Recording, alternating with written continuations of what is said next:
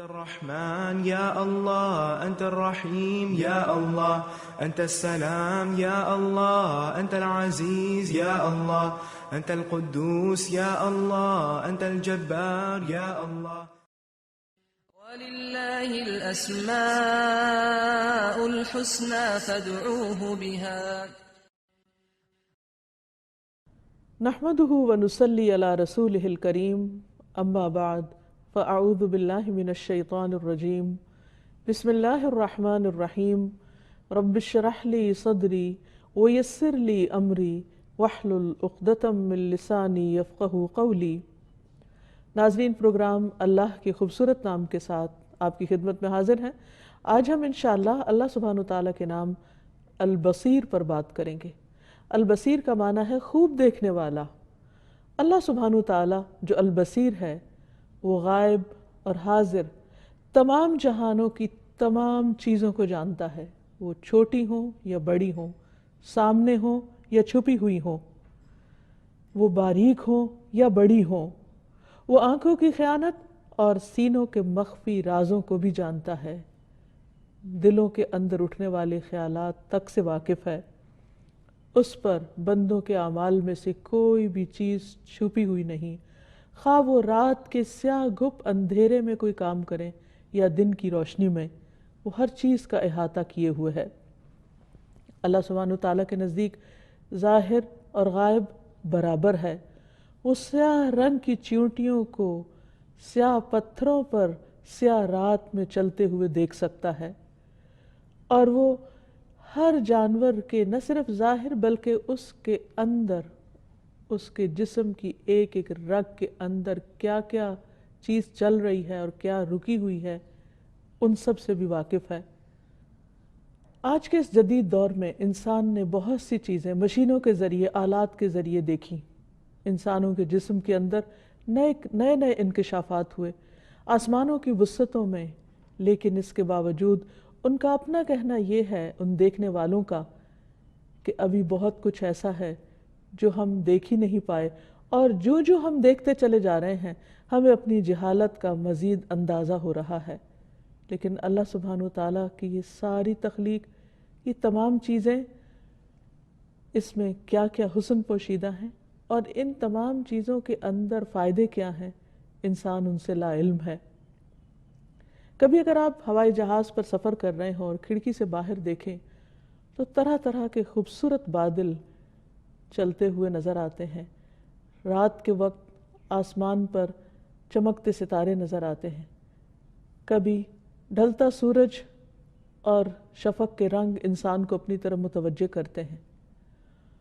زمین پر بیٹھے انسانوں کو بعض اوقات وہ نظارے نظر نہیں آتے، لیکن اللہ سبحانہ وتعالیٰ اس سے بالکل بے نیاز ہے کہ اس کے کائنات میں بکھرے ہوئے اس حسن کو کوئی دیکھتا ہے یا نہیں۔ اسی طرح سمندروں کے اندر گہرے پانی میں پائی جانے والی مخلوق کے جو خوبصورت رنگ ہیں وہ ہمیں نظر نہیں آتے، اور جو انسان پانی میں اترتا چلا جاتا ہے، ہماری آنکھ کو جو رنگ نظر آتے ہیں وہ بھی وہاں جا کر غائب ہو جاتے ہیں، اور بالکل اندھیرے میں انسان چلا جاتا ہے کیونکہ سورج کی روشنی وہاں تک نہیں پہنچتی۔ لیکن اللہ سبحانہ وتعالیٰ کے لیے وہ بھی کچھ مشکل نہیں، وہ وہاں بھی دیکھتا ہے، وہ ہر جگہ دیکھتا ہے۔ اس لیے انسان اللہ سبحانہ وتعالیٰ کی اس صفت پر جتنا بھی غور کرے کم ہے، اور جو انسان اس پر غور کرتا ہے اتنا ہی اللہ سبحانہ وتعالیٰ کی عظمت کا احساس اس کے دل کے اندر اجاگر ہوتا ہے۔ پھر اسی طرح ایک ہوتا ہے ظاہر نظر سے دیکھنا اور ظاہری چیزوں کو دیکھنا، جس کو بصارت کہا جاتا ہے، اور ایک بصیرت ہوتا ہے جس میں کسی چیز کو غور سے دیکھنا اور پھر اس کے معنی کو بھی سمجھنا اور اس کے مقصد کو جاننا۔ یہ پھر اگلے درجے کی بات ہے۔ اللہ سبحانہ وتعالیٰ البصیر ہے، جو دیکھتا بھی ہے، اور جو صرف دیکھتا نہیں بلکہ وہ ان سامنے سرفس پہ نظر آنے والی چیز کی تہہ میں جو کچھ ہے، جو اس کے پیچھے مقاصد ہیں، جو اس کے فائدے ہیں یا اس میں چھپے ہوئے جو نقصان ہیں، ان سب چیزوں کو بھی دیکھتا ہے۔ قرآن مجید میں اللہ سبحانہ وتعالیٰ کی صفت کا 40 سے زیادہ بار ذکر آیا ہے۔ بہت دفعہ اس صفت کا ذکر السمیع کے ساتھ آیا ہے کہ اللہ تعالیٰ سنتا ہے اور دیکھتا ہے، السمیع البصیر۔ نبی صلی اللہ علیہ وسلم نے اللہ سبحانہ تعالیٰ کی جب اس صفت کا ذکر کیا ایک مرتبہ تو آپ نے اپنی انگلی کو اپنے آنکھ پر رکھا، یعنی اللہ سبحانہ تعالیٰ آنکھ سے دیکھتا ہے، یعنی اللہ تعالیٰ کی آنکھ ہے، اور ہمارے لیے اس صفت کو تسلیم کرنا واجب ہے اور اس پر ایمان لانا ضروری ہے، کیونکہ اللہ سبحانہ تعالیٰ البصیر ہے۔ اللہ سبحانہ تعالیٰ کی بصارت کی خوبی اور وسعت کے بارے میں ابن القیم کہتے ہیں، اللہ وہ بصیر ہے جو کالی چیونٹی کے چلنے کو دیکھتا ہے، پتھروں کے نیچے بھی، اور وہ دیکھتا ہے کہ اس کے اعضاء میں خوراک کے جاری ہونے کی جگہیں کیا ہیں، اور اس کی سفیدی کی رگوں کو وہ کھلم کھلا دیکھتا ہے۔ وہ اپنی نگاہ کے ساتھ آنکھوں کی خیانت کو بھی دیکھتا ہے اور پلکوں کے الٹ پلٹ ہونے کو بھی دیکھتا ہے۔ وہ مخلوق کے ہر معاملے کو دیکھتا ہے۔ قرآن مجید میں اللہ تعالیٰ فرماتے ہیں اولم یروا الی الطیر، کیا انہوں نے کبھی پرندوں کی طرف نہیں دیکھا، کبھی غور کیا انہوں نے، فوقہم جو ان کے اوپر اڑ رہے ہیں، صافات پر پھیلائے ہوئے، ویقبضن اور وہ کبھی پر سکیڑ بھی لیتے ہیں، ما یمسکہن الا الرحمن، ان کو رحمان کے سوا کوئی نہیں تھامے ہوئے، انہ بکل شیء بصیر، بے شک وہ ہر چیز کو دیکھ رہا ہے، یعنی زمین پہ رینگتے ہوئے جانوروں کو بھی اور فضا میں اڑتے ہوئے پرندوں کو بھی دیکھ رہا ہے، اور ایک ایک پرندے کا رنگ، اس کی اڑان، اس کی پرواز کی اونچائی، یہ تمام چیزیں اس کی نگاہوں کے سامنے ہیں۔ اور پھر نہ صرف یہ کہ ان پرندوں کو اور جانوروں کو، بلکہ انسانوں کی حرکات کو بھی خوب اچھی طرح دیکھتا ہے۔ ہم جب اٹھتے ہیں، بیٹھتے ہیں، لیٹتے ہیں، سوتے ہیں، جاگتے ہیں، بولتے ہیں، کچھ بھی جو کر رہے ہوتے ہیں اللہ سبحانہ تعالیٰ کی نگاہوں میں ہوتے ہیں۔ اللہ تعالیٰ فرماتے ہیں یعلم خائنۃ الاعین وما تخفی الصدور، وہ آنکھوں کی خیانت تک کو جانتا ہے، یعنی ہماری آنکھ جو کچھ بھی دیکھتی ہے، اگر اس دیکھنے میں کوئی چیز جس سے اس نے دیکھنا منع کیا ہے، اسے دیکھنا پسند نہیں، وہ اس کو بھی نوٹ کر لیتا ہے کہ ایک آنکھ نے کس قسم کا اشارہ کیا اور کس چیز کو دیکھا اور کس نیت سے دیکھا، کس ارادے سے دیکھا، اور دیکھنے کے بعد پھر اس کے اندر کس قسم کی ہلچل ہوئی، اور اس کے بعد انسان کا پھر ریاکشن کیا ہوا، یہ تمام چیزیں بھی اس کے علم میں ہیں۔ یعلم خائنۃ الاعین، آنکھوں کی خیانت تک کو جانتا ہے، وما تخفی الصدور، اور جو سینے چھپاتے ہیں۔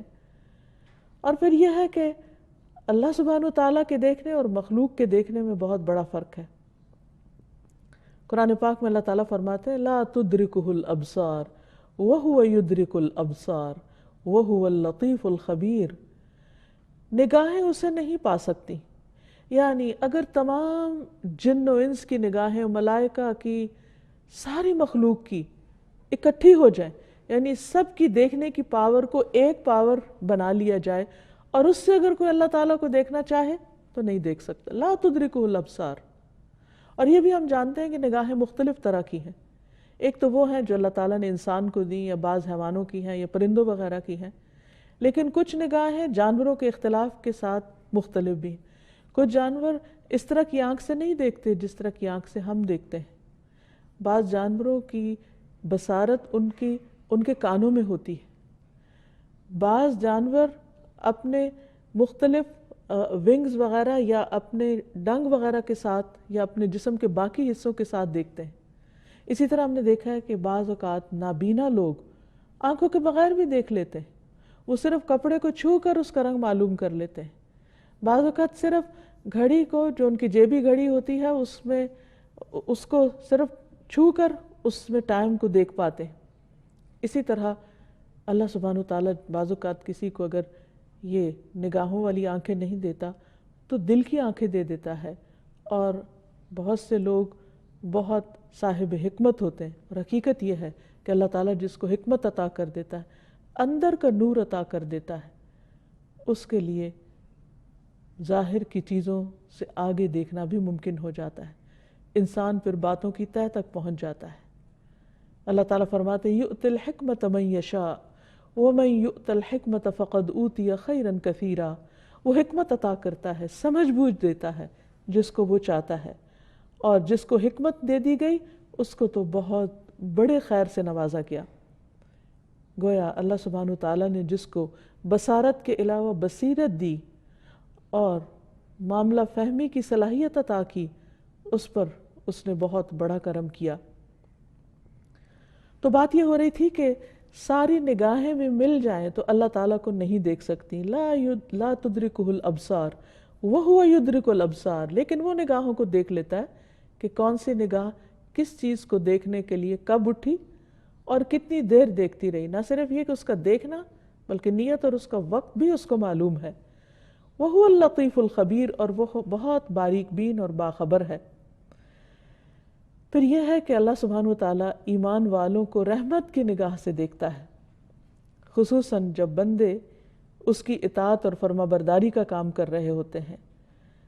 پھر اسی طرح اللہ سبحانہ وتعالیٰ اپنے بندوں کی رہنمائی بھی کرتا ہے اپنی نظروں کے سامنے۔ نوح علیہ السلام کو اللہ تعالیٰ نے جب کشتی بنانے کا حکم دیا تو فرمایا وَاصْنَعِ الْفُلْكَ بِأَعْيُنِنَا وَوَحْيِنَا، آپ ہماری آنکھوں کے سامنے اور ہمارے حکم کے مطابق کشتی بنائیے۔ ایک اور جگہ پر فرمایا فَأَوْحَيْنَا إِلَيْهِ أَنِ اصْنَعِ الْفُلْكَ بِأَعْيُنِنَا وَوَحْيِنَا، اور ہم نے اس کی طرف وحی کی کہ ہماری آنکھوں کے سامنے اور ہماری وحی کے مطابق کشتی بناؤ۔ یعنی اللہ سبحانہ وتعالیٰ اپنے خاص بندوں کے کاموں کو اور خاص کاموں کو پوری توجہ دیتے ہیں اور ان کی مدد فرماتے ہیں اور ان کی رہنمائی کرتے ہیں۔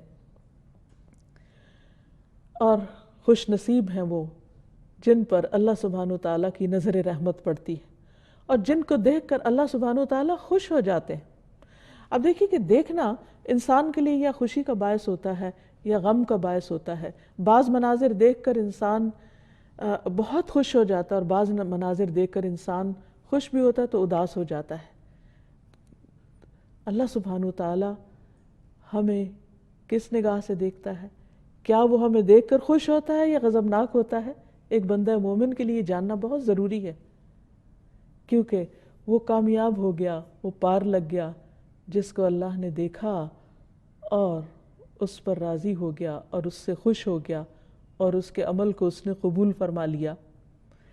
مثلاً جو شخص تہجد کے لیے اٹھتا ہے، اللہ سبحانہ وتعالیٰ اس پر اپنی خصوصی نظر فرماتا ہے۔ رسول اللہ صلی اللہ علیہ وسلم نے فرمایا میری امت کے 2 آدمی ہیں جن میں سے ایک شخص رات کے وقت بیدار ہو کر اپنے آپ کو وضو کی مشقت میں ڈالتا ہے، یعنی سوتے ہوئے اٹھ کر پانی کو ہاتھ لگانا اور اپنی نیند کو بھگانے کے لیے منہ ہاتھ دھونا، وضو کرنا ایک مشکل کام ہے، نفس پہ گراں ہوتا ہے۔ فرمایا اس وقت اس پر کچھ گریں لگی ہوتی ہیں، کیونکہ شیطان گریں لگاتا رہتا ہے کہ انسان اٹھ نہ سکے۔ چنانچہ وہ وضو کرتا ہے، جب وہ ہاتھ دھوتا ہے تو ایک گرہ کھل جاتی، چہرہ دھوتا ہے تو ایک اور کھل جاتی، مسح کرتا ہے تو ایک اور کھل جاتی، جب پاؤں دھوتا ہے تو ایک گرہ اور کھل جاتی ہے۔ اور اللہ تعالیٰ ان لوگوں سے فرماتا ہے جو نظر نہیں آتے کہ میرے اس بندے کو دیکھو، میرے اس بندے کو دیکھو۔ یعنی اللہ سبحانہ وتعالیٰ اپنے فرشتوں یا اپنے مقربین کو خاص طور پر اس بندے کی طرف دیکھنے کے لیے فرماتے ہیں، دیکھو اس بندے کو جس نے اپنے نفس کے ساتھ سخت محنت کی، میرا یہ بندہ مجھ سے جو مانگے گا اسے ملے گا۔ یعنی تہجد کے وقت جب انسان اپنے نفس کے خلاف اٹھ کر وضو کر کے اللہ سبحانہ وتعالیٰ سے دعائیں کرتا ہے تو اللہ تعالیٰ نہ صرف یہ کہ اس کی دعائیں قبول فرماتے ہیں بلکہ دوسری مخلوق پر اس کے لیے فخر کرتے ہیں اور انہیں اس کو دیکھنے کے لیے فرماتے ہیں۔ پھر اسی طرح جو لوگ نماز کا انتظار کرتے ہیں ان کے لیے آسمان کا دروازہ کھول کر دیکھتا ہے۔ عبداللہ ابن عمر کہتے ہیں کہ ہم لوگوں نے ایک دن مغرب کی نماز پڑھی اور نبی صلی اللہ علیہ وسلم کے ساتھ ادا کی، جانے والے چلے گئے اور بعد میں آنے والے بعد میں آئے، اور کچھ لوگ بیٹھ کے وہیں انتظار کرنے لگے عشاء کا۔ نبی صلی اللہ علیہ وسلم اس حال میں تشریف لائے کہ آپ کا سانس پھولا ہوا تھا، یعنی جو ہی آپ کو یہ علم ہوا آپ فوراً ہماری طرف تشریف لائے۔ آپ نے اپنی انگلی اٹھا کر 29 کا عدد بنایا اور آسمان کی طرف اشارہ کر کے فرمایا اے گروہ مسلمین، تمہیں خوشخبری ہو، تمہارے رب نے آسمان کا دروازہ کھولا ہے اور وہ فرشتوں کے سامنے تم پر فخر فرما رہے ہیں اور کہہ رہے ہیں میرے ان بندوں نے ایک فرض ادا کر دیا اور دوسرے کا انتظار کر رہے ہیں۔ یعنی اللہ سبحانہ وتعالیٰ ان لوگوں پر بھی اپنی خصوصی نظر رحمت فرماتا ہے جو مسجد میں بیٹھ کر ایک نماز سے دوسری نماز کا انتظار کرتے ہیں، خصوصاً آپ دیکھیے کہ جو لوگ حرم میں جاتے ہیں حج یا عمرے کے لیے، تو بعض اوقات کئی نمازوں میں وہ ایک نماز کے بعد ایک نماز کے انتظار میں بیٹھے رہتے ہیں، عبادت کرتے ہیں، قرآن مجید پڑھتے ہیں، ذکر کرتے ہیں، طواف کرتے ہیں، اور مسجد سے ان کو شدید محبت ہوتی ہے کیونکہ وہ اللہ کا گھر ہے، اور بیت اللہ تو ہے ہی اللہ کا گھر، اس سے محبت ایمان کی علامت ہے۔ پھر اسی طرح اگر کوئی مسجد میں نہ ہو اور باہر کسی کھلی فضا میں بھی ہو لیکن وہ اللہ سبحانہ وتعالیٰ کو پکارے تو اللہ تعالیٰ اس کی طرف بھی محبت سے دیکھتے ہیں۔ مثلا بعض لوگوں کے کام کاج ایسے ہوتے ہیں کہ وہ مسجد تک نہیں پہنچ سکتے، لیکن وہ زمین کے جس بھی حصے میں ہوتے ہیں وہیں اللہ سبحانہ وتعالیٰ کی عبادت میں مشغول ہو جاتے ہیں۔ نبی صلی اللہ علیہ وسلم نے فرمایا، تمہارا رب اس چرواہے سے خوش ہوتا ہے جو پہاڑ کی چوٹی پر رہ کر آذان دیتا ہے۔ یعنی ظاہر بکریاں چراتے چراتے بعض اوقات وہ بہت دور نکل جاتا ہے اور وہاں کوئی مسجد نہیں ہوتی، تو وہیں پہاڑ کی چوٹی پر رہ کر خود آذان دیتا ہے اور نماز پڑھتا ہے، اس کے ساتھ کوئی نہیں، صرف اس کا رب اس کو دیکھ رہا ہے۔ اس پر اللہ تعالیٰ فرشتوں سے فرماتے ہیں، دیکھو میرے اس بندے کو جو آذان دیتا ہے اور نماز پڑھتا ہے، یہ مجھ سے ڈرتا ہے۔ یعنی اس کو دیکھنے والا کوئی نہیں، یہ صرف مجھ سے ڈرتا ہے، میں نے اپنے اس بندے کے گناہ معاف کر دیے اور میں اس کو جنت میں داخل کروں گا۔ تو بعض اوقات ہم کوئی اچھا کام کرتے ہیں، نیکی کا کام کرتے ہیں، لیکن اس کو کوئی نہیں دیکھتا۔ جس بندے کو یہ یقین ہوگا کہ اس وقت میرا رب مجھے دیکھ رہا ہے تو وہ دکھاوے کے لیے نہیں کام کرے گا، اس کا دل اسی بات سے، اس احساس سے خوشی سے بھر جائے گا کہ میرے رب نے دیکھ لیا۔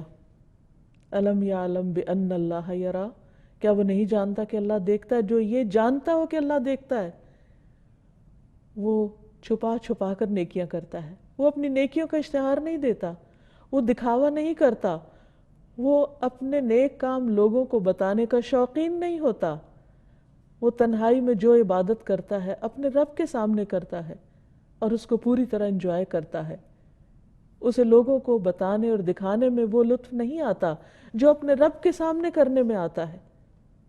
یہ اسی وقت ہوتا ہے جب انسان کو اس بات پر یقین ہو کہ میرا رب البصیر ہے، وہ خوب خوب دیکھنے والا ہے اور اس سے بندوں کا کوئی بھی عمل چھپا ہوا نہیں ہے۔ تو گویا اللہ سبحانہ وتعالی ایسے بندوں سے راضی ہوتا ہے، ان پر خوش ہوتا ہے اور ان پر اپنی رحمتیں نازل کرتا ہے، جو خفیہ نیکیاں کرتے ہیں، جو چھپا کر کام کرتے ہیں، دکھاوے کے لیے نہیں کرتے۔ تاریخ میں ایک مشہور واقعہ آتا ہے کہ ایک مرتبہ رسول اللہ صلی اللہ علیہ وسلم کی خدمت میں کچھ لوگ آئے، آپ نے انہیں ازواج مطہرات کے ہاں بھیجا تاکہ انہیں کھانا کھلایا جائے۔ ازواج مطہرات نے کہلا بھیجا کہ اس وقت گھر میں پانی کے سوا کچھ بھی نہیں، یعنی کوئی بھی چیز کھلانے کے لیے نہیں۔ اس پر رسول اللہ صلی اللہ علیہ وسلم نے فرمایا کہ کون ان لوگوں کی مہمانی کرے گا؟ تو ایک انصاری نے کہا کہ اللہ کے رسول صلی اللہ علیہ وسلم آپ انہیں میرے ساتھ بھیج دیجئے۔ چنانچہ وہ انہیں اپنے گھر لے گئے، بیوی سے کہا کہ مہمانوں کے لیے کھانا تیار کرو۔ بیوی نے بتایا کہ آج کھانا بس اتنا ہے کہ جس کو یا تو بچے کھا سکتے ہیں یا مہمانوں کو کھلایا جائے۔ شوہر نے کہا کہ بچوں کو کسی طرح تھپک کر سلا دو، چراغ بجھا دو، ہم خود ساتھ بیٹھ جاتے ہیں تاکہ مہمان یہ محسوس نہ کرے کہ ہم نہیں کھا رہے، اور جو بھی کھانے کے لیے ہے وہ لا کر رکھ دو۔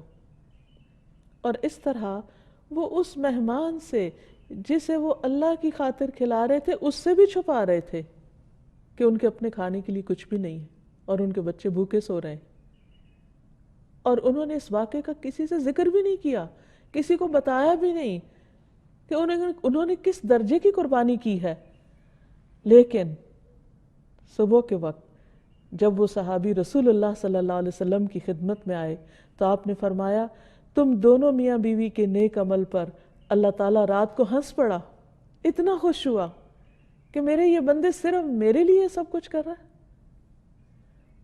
اس پر اللہ سبحانہ وتعالیٰ نے یہ آیت نازل فرمائی وَيُؤْثِرُونَ عَلَىٰ أَنفُسِهِمْ وَلَوْ كَانَ بِهِمْ خَصَاصَةٌ، وہ اپنی ذات پر دوسروں کو ترجیح دیتے ہیں، پریفرنس دیتے ہیں، خواہ وہ خود بھوکے ہی کیوں نہ ہوں۔ وَمَن يُوقَ شُحَّ نَفْسِهِ فَأُولَئِكَ هُمُ الْمُفْلِحُونَ، جو اپنے نفس کی بخیلی سے، اپنے دل کی تنگی سے بچا لیا گیا، ایسے ہی لوگ کامیاب ہونے والے ہیں۔ کیونکہ انسان کے اندر اپنے فائدے اور اپنے لیے حرص کا مادہ شدید ہے، وہ سب سے پہلی ترجیح پر خود کو رکھتا ہے اور پھر دوسروں کو۔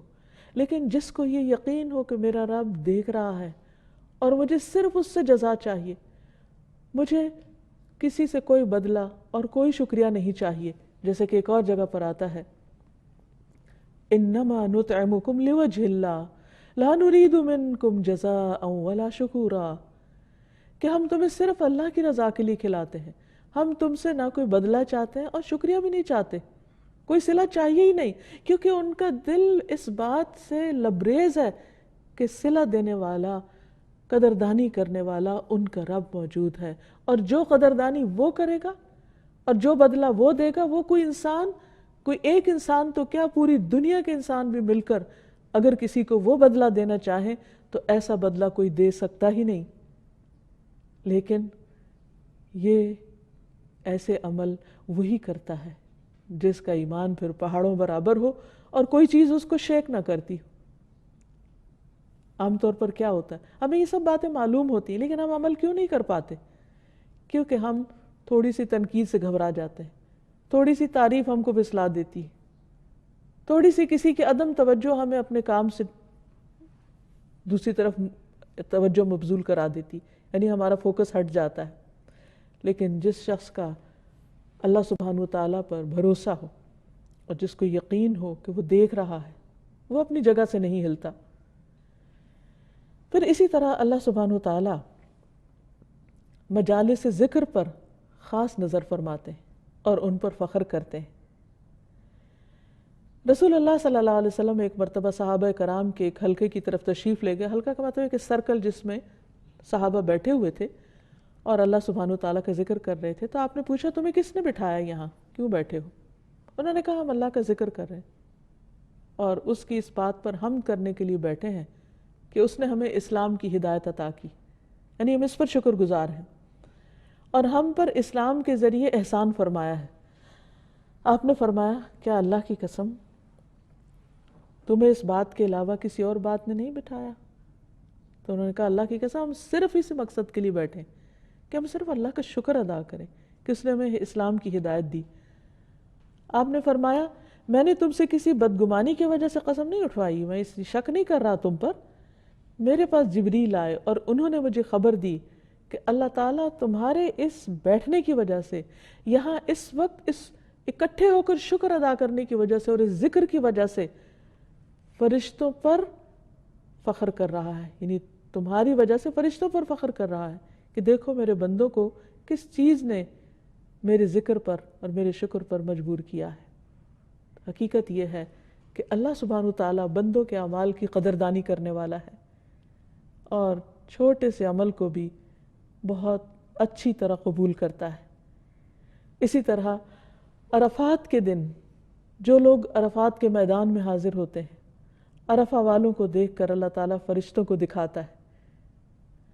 نبی صلی اللہ علیہ وسلم نے فرمایا اللہ عز و جل عرفہ کی شام اہل عرفہ کے ذریعے اپنے فرشتوں پر فخر کرتا ہے، ان کے سامنے فخر فرماتا ہے اور کہتا ہے میرے ان بندوں کو دیکھو، دیکھو میرے ان بندوں، خود بھی دیکھ کر خوش ہو رہا ہے اور فرشتوں سے بھی فرماتا ہے دیکھو ان کو، یہ میرے پاس پراگندہ حال اور غبار آلود ہو کر آئے ہیں اور یہ اللہ کی بخشش مانگتے ہیں اور اللہ سبحانہ وتعالیٰ ان کو بخش دیتے ہیں۔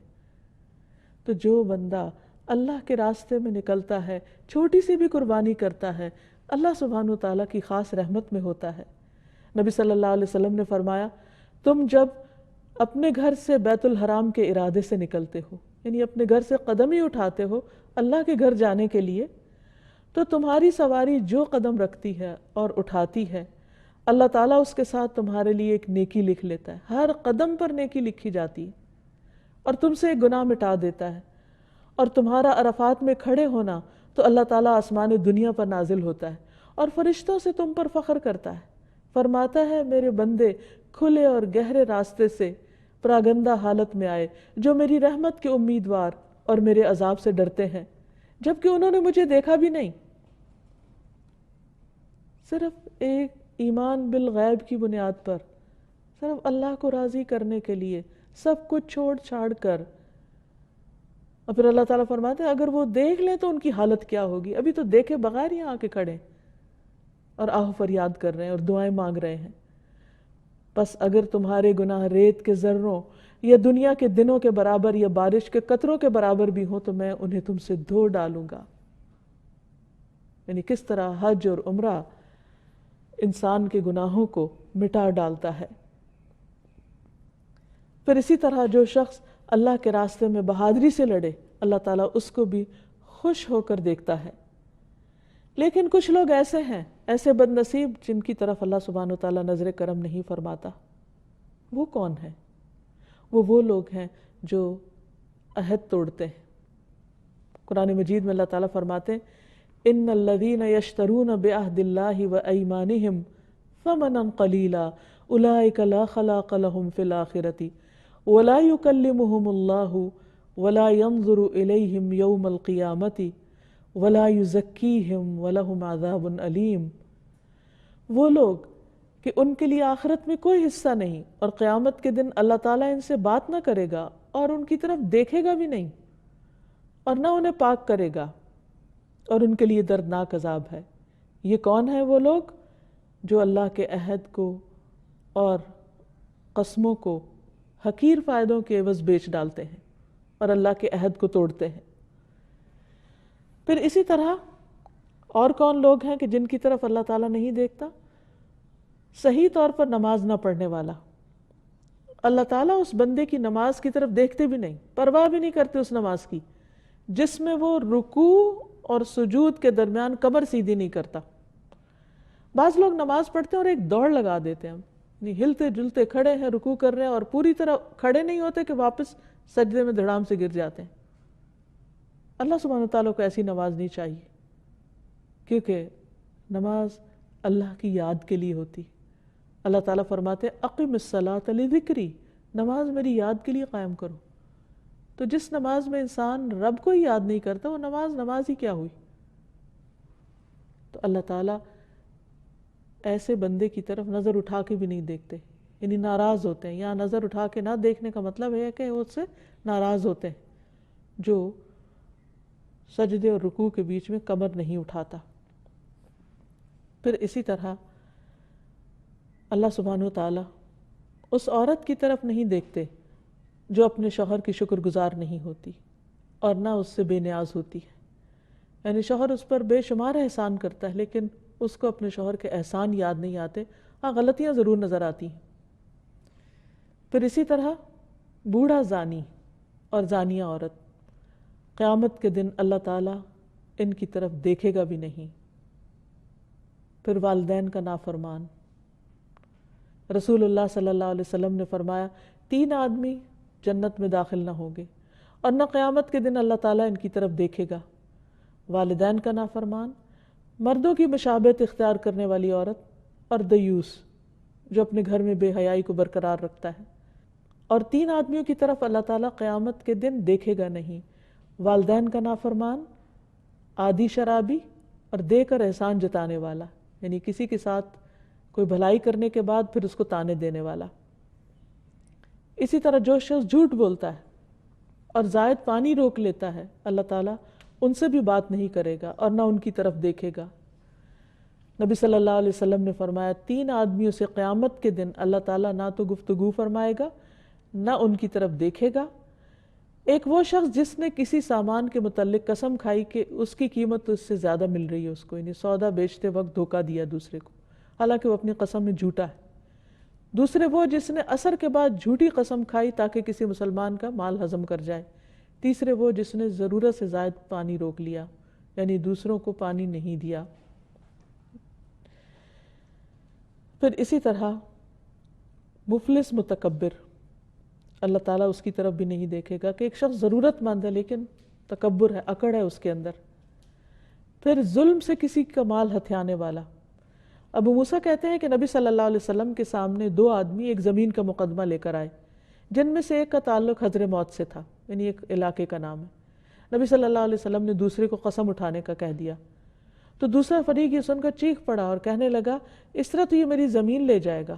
نبی صلی اللہ علیہ وسلم نے فرمایا اگر یہ قسم کھا کر ظلماً اسے اپنی ملکیت بنا لے گا تو یہ ان لوگوں میں سے ہوگا جنہیں قیامت کے دن اللہ تعالیٰ دیکھے گا بھی نہیں، نہ ان کو پاک کرے گا، اور ان کے لیے دردناک عذاب ہوگا۔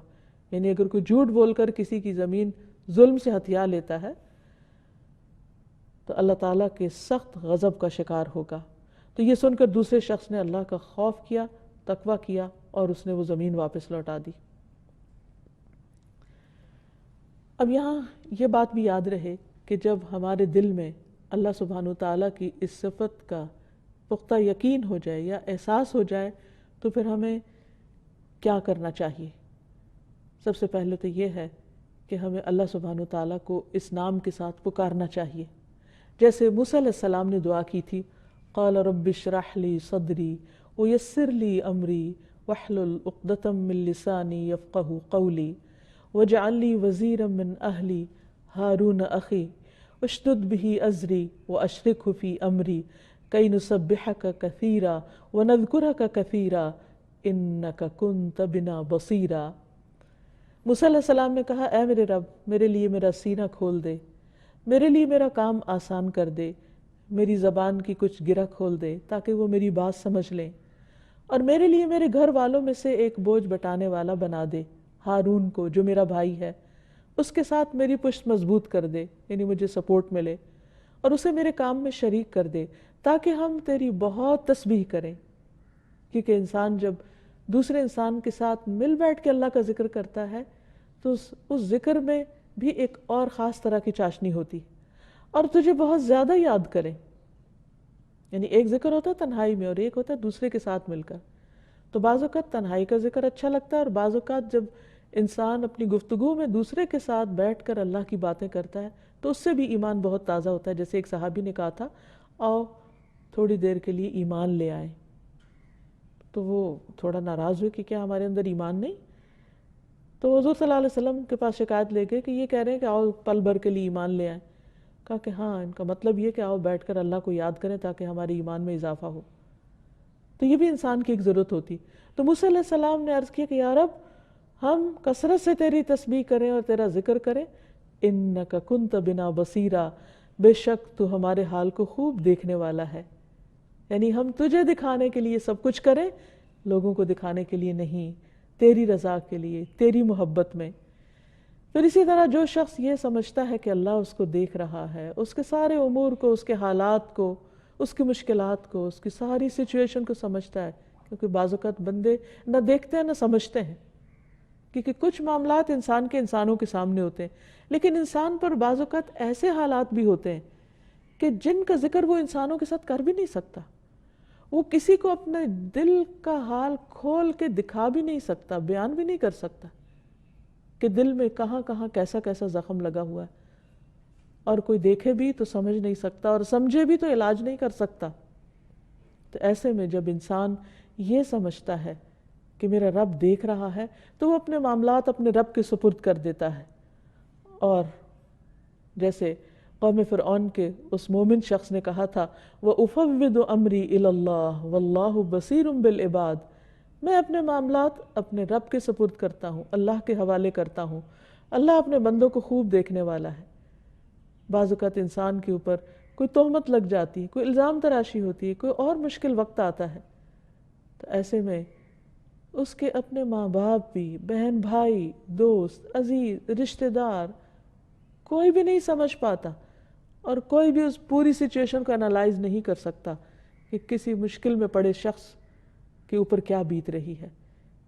ایسے حالات میں اگر انسان اپنا دل اپنے رب کے سامنے رکھ دے اور اپنے حالات اپنے رب کے سپرد کر دے تو اللہ سبحانہ وتعالیٰ اس کی خوب خبر رکھنے والا ہے، دیکھنے والا ہے، اس کی ٹیک کیئر کرنے والا ہے، اور اس کی مشکل آسان کرنے والا ہے۔ پھر اسی طرح ہمیں کاموں کو اس طرح کرنا چاہیے احسان کے درجے پر کہ گویا ہم اللہ تعالیٰ کو دیکھ رہے ہیں، اور اگر یہ نہیں تو اللہ تعالیٰ تو ہمیں دیکھتا ہی ہے۔ تو کسی بھی نیک عمل کی کوالٹی کئی گنا زیادہ بڑھ جاتی ہے جب انسان کا یہ یقین پکا ہوتا ہے کہ میرا رب اس وقت مجھے دیکھ رہا ہے، کیونکہ یہ انسان کی ایک ویکنس ہے کہ جب وہ دیکھتا ہے کہ کوئی اسے دیکھ رہا ہے تو اس کا طریقہ کچھ اور ہو جاتا ہے، اور جب وہ دیکھتا ہے کوئی نہیں دیکھ رہا تو اس کے اندر ایک لیزینس آ جاتی۔ مثلا اگر آپ کا کوئی کام کسی نمائش میں رکھا جانا ہو تو آپ اس کام کو کتنا کیئرفلی کریں گے، کتنا کانشیسلی کریں گے، کتنے بہترین طریقے سے کریں گے، ایکسیلنس کے لیول پر کریں گے، کیونکہ وہ کسی کے سامنے پیش ہونا ہے، اس پر انعام ملنا ہے۔ تو وہ کام جو اللہ سبحانہ وتعالیٰ کے سامنے پیش ہوتے ہیں، ہمارے اعمال نامے صبح و شام اللہ سبحانہ وتعالیٰ کے سامنے پیش ہوتے ہیں، دن بھر میں ہم جو کچھ کرتے ہیں وہ فرشتے لے جا کے وہاں رکھ دیتے ہیں، اور اللہ تعالیٰ دیکھتے ہیں کہ اچھا کیا کیا کیا میرے بندے نے۔ حالانکہ اللہ تعالیٰ براہ راست بھی دیکھ رہے ہوتے ہیں، لیکن اس کے باوجود بندوں کے اعمال نامے دیکھنا اس کو پسند ہے اور وہ دیکھتے ہیں۔ تو ایسے میں اگر انسان ہر کام اس اچھے طریقے سے کرے، یہ سوچ کر کہ میرا رب دیکھ رہا ہے اور اس کو دیکھنا ہے، اس کو دکھانے کے لیے کرنا ہے، مجھے اس کے سامنے پیش کرنا ہے، تو اس کام کی کوالٹی کئی گنا زیادہ بڑھ جائے گی بنسبت اس کام کے جو انسان بندوں کو دکھانے کے لیے کرتا رہتا ہے۔ پھر یہ ہے کہ اللہ سبحانہ وتعالیٰ کو دیکھنے کا بھی شوق ہونا چاہیے۔ انسان کے لیے اس سے بڑی کوئی نعمت نہیں اور اس سے بڑی کوئی لذت نہیں کہ انسان اپنے رب کو دیکھ پائے۔ موسیٰ علیہ السلام نے تو دنیا میں ہی خواہش کی تھی کہ رب ارنی انظر الیک، اللہ تو مجھے اپنا آپ دکھا، میں تیری طرف دیکھنا چاہتا ہوں۔ تو اللہ تعالیٰ نے فرمایا کہ تم نہیں دیکھ سکتے۔ دنیا میں انسان کے پاس وہ طاقت ہی نہیں، وہ تاب ہی نہیں کہ وہ اپنے رب کا دیدار کر سکے۔ وہ تو اس کا ایک جلوہ دیکھنے کا روادار نہیں دیکھ سکتا، اس کو برداشت نہیں کر سکتا، تو کہاں یہ کہ اللہ سبحانہ وتعالیٰ کو دیکھ پائے۔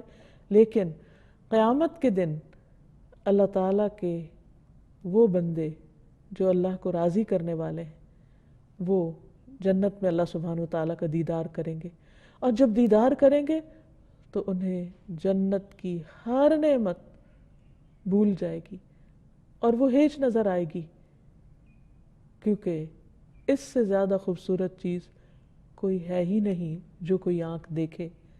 لیکن یہ اسی کے لیے ہے جو دنیا میں اعلیٰ درجے کے کام کرے کہ اسے اپنے رب کو دکھانے ہیں اور اسے اپنے رب کو دیکھنا ہے۔ جب یہ احساس پیدا ہو جاتا ہے تو انسان اپنے اوپر خود اپنے رب کو نگران بنا لیتا ہے، اور اس یقین کے ساتھ جب کام کرتا ہے تو اپنے رب کو راضی کرنے والے کام کرتا ہے۔ اور پھر اگر انسان کے حالات ایسے ہوتے ہیں کہ اس پر کوئی تکلیف دہ وقت آتا ہے تو بھی وہ یہ جانتا ہے کہ میرا رب دیکھ رہا ہے، وہ کافی ہے مجھے دیکھنے کے لیے۔ اور جب انسان اس احساس کے ساتھ کام کرتا ہے تو اللہ سبحانہ وتعالیٰ کو اپنے سامنے پاتا ہے۔ اور آخر میں یہ بات یاد رہے کہ اللہ سبحانہ وتعالیٰ نے ہمیں جو بصارت کی نعمت دی ہوئی ہے، یہ ایک بہت بڑی نعمت ہے، اس پر شکر ادا کرنا چاہیے، ان آنکھوں کی حفاظت کرنی چاہیے، انہیں غلط چیزوں کو دیکھنے سے بچانا چاہیے، جن چیزوں کو اللہ تعالیٰ کو دیکھنا پسند نہیں ان کو نہیں دیکھنا چاہیے۔ اور پھر آنکھوں کا ایک اور کام دیکھنے کے علاوہ آنسو بہانا بھی ہوتا ہے۔ اللہ کی یاد میں اور اللہ کے خوف میں آنسو بھی بہانے چاہیے۔ پھر اس سے اللہ کی کتاب کو پڑھنا چاہیے، اللہ تعالیٰ کی کائنات کو دیکھنا چاہیے، غور و فکر کرنا چاہیے۔ پھر اسی طرح جب انسان دوسرے انسانوں کی اچھی چیزیں دیکھے تو اس پر برکت کی دعا دینی چاہیے، نظر نہیں لگانی چاہیے۔ اور پھر کچھ چیزوں کو دیکھ کر عبرت پکڑنی چاہیے کہ انسان دوسروں کے برے انجام کو اور دوسری قوموں کی بربادی کے اور برباد شدہ کھنڈرات کو دیکھ کر اللہ تعالیٰ سے دعا کرے اور اللہ تعالیٰ کے غضب سے محفوظ رہنے کے لیے نیک کام کرے۔ اور پھر صرف بصارت نہیں، بصیرت کی دعا بھی کرے کہ اللہ ہمارے دل کی آنکھیں کھول دے اور حقیقت ہمیں سجھا دے اور ہماری آنکھوں میں نور پیدا کر دے، جیسے وہ دعائے نور میں آتا ہے، اللہم اجعل فی قلبی نورا وفی بصری نورا، اللہ میرے دل میں نور ڈال دے اور میری آنکھوں میں نور ڈال دے تاکہ میں حقیقت کو دیکھ سکوں اور حقیقت کو پا سکوں۔ پھر اسی طرح انسان حرام چیزوں کو دیکھنے سے اپنے آپ کو بچائے اور دنیا کی زیب و زینت کی طرف نظر اٹھا کے نہ دیکھے تاکہ اس کے دل میں اللہ کی محبت میں کمی نہ آئے اور اسی طرح نگاہوں کی خیانت سے بھی انسان پوری طرح بچے تاکہ اپنے رب کے دیدار کے قابل ہو سکے۔ اللہ تعالی ہم سب کو اپنا دیدار نصیب فرمائے۔ وآخر دعوانا ان الحمد للہ رب العالمین۔ القاهر يا الله أنت الحسيب يا الله أنت الشافي يا الله أنت المبين يا الله أنت الوكيل يا الله أنت القيوم يا الله أنت